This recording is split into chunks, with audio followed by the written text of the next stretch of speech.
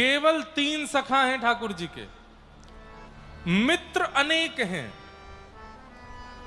लेकिन सखा केवल 3 हैं। मित्र में और सखा में अंतर क्या होता है?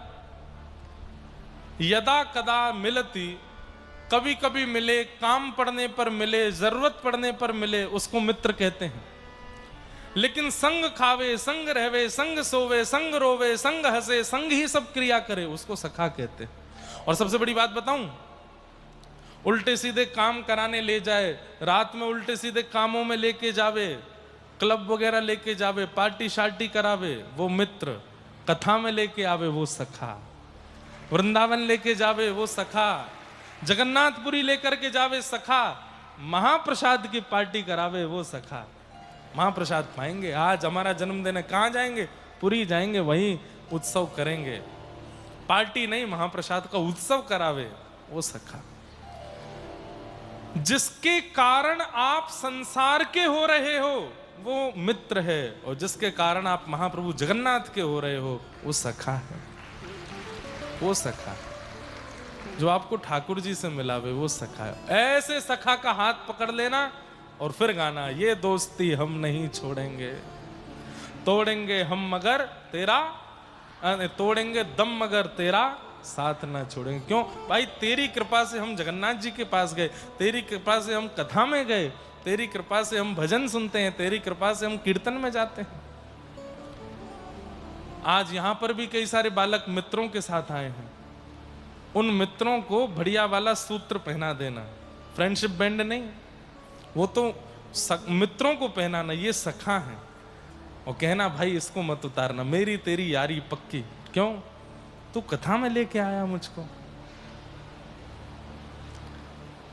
और कहने की बात, जो आपकी हारी बीमारी, प्रसन्नता, खुशी, दुख सब में आपका साथ देवे, वो सखा है।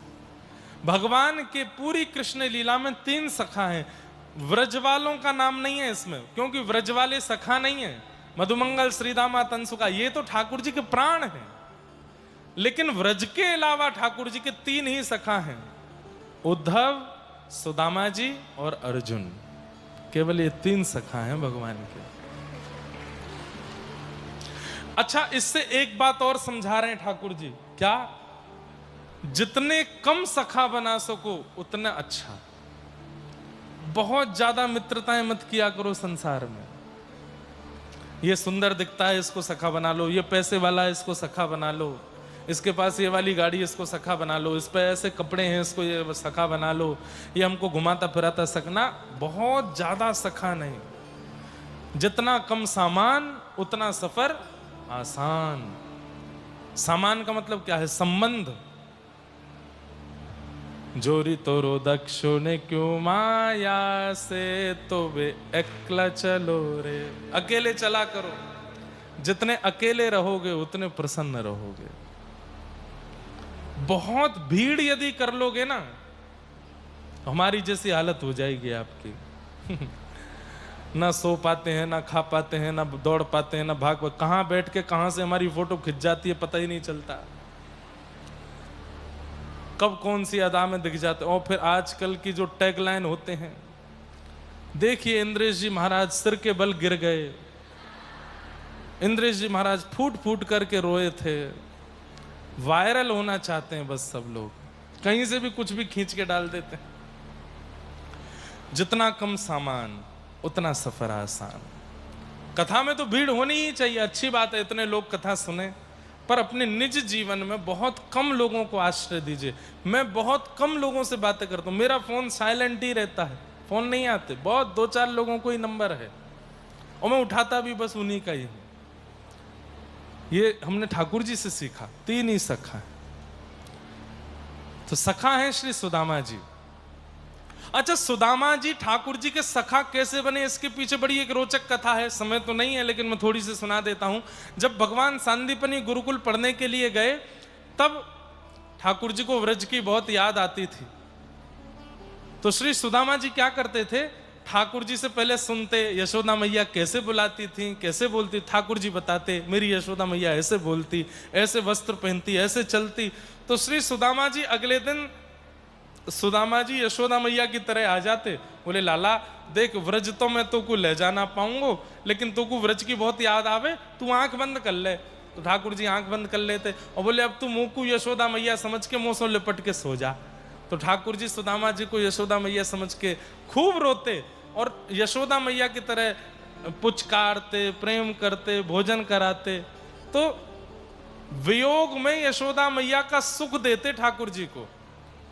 कभी ठाकुर जी को मधुमंगल की याद आती तो सुदामा जी मधुमंगल जी बन जाते, कभी ठाकुर जी को नंद बाबा की याद आती तो नंद बाबा की तरह व्यवहार करते। ठाकुर जी के वियोग में सब ब्रजवासियों के प्रेम का सुख ठाकुर जी को दिया, इसलिए ठाकुर जी को श्री सुदामा जी बहुत प्रिय लगते हैं। दूसरा, सुदामा जी का गुण बहुत अद्भुत है। कैसा गुण? भगवान कृष्ण के सखा हैं, सह रहे हैं अपने जीवन में, लेकिन कभी शिकायत नहीं की भगवान से। विवाह हो गया, बालक हो गए, घर में जब बारिश होती है तो कमर कमर पानी भर जाता है, इतने छेद हैं घर में, पहनने के लिए वस्त्र नहीं है, खाने के लिए अन्न नहीं है, लेकिन कभी ठाकुर जी से शिकायत नहीं करते। और क्या कहें, गुरुकुल से निकलने के बाद रोज याद करते हैं ठाकुर जी से, लेकिन मिलने नहीं जाते। क्यों? मेरी अवस्था देख करके कहीं कृष्ण को ये ना लगे कि अरे बहुत गरीब है, कुछ दे दो। दूर रह करके प्रेम करते हैं ठाकुर जी से। अयम ही परमो लाभो उत्तम श्लोक दर्शनम, दूर से ही ठाकुर जी का स्मरण करते हैं। एक दिन उनकी पत्नी ने कहा कि द्वारिकाधीश आपके सखा हैं, मिलने जाओ। सुदामा जी बोले मैं नहीं जाऊंगा। क्यों? मेरी अवस्था देख करके कहीं ये ना सोचे गरीब है, कुछ मांगने आया है। लेकिन पत्नी की सौगंध देने पर श्री सुदामा जी जा रहे हैं। पत्नी 4 घर से चावल लेकर के आई, ताकि कृष्ण जब देखें तो पता चले कि एक भी अन्न का दाना इनके घर का नहीं है। 4 घर के चावल लोगे तो सब अलग अलग होंगे, कहीं बासमती के होंगे, कहीं छोटे होंगे, कहीं बड़े होंगे। और सुदामा जी को एक पोटली बना करके दे दी। सुदामा जी महाराज गए द्वारिका, जैसे तैसे द्वारिका पहुंचे। कृष्ण को जैसे ही खबर पड़ी कि मेरे सखा सुदामा आए हैं, बीच भोजन से ही छोड़ करके दौड़े हैं और मुख्य द्वार पर अपने सखा श्री सुदामा जी को हृदय से लगाया। ला करके ठाकुर जी ने अपने द्वारिका के सिंहासन पर सुदामा जी को बिठाया।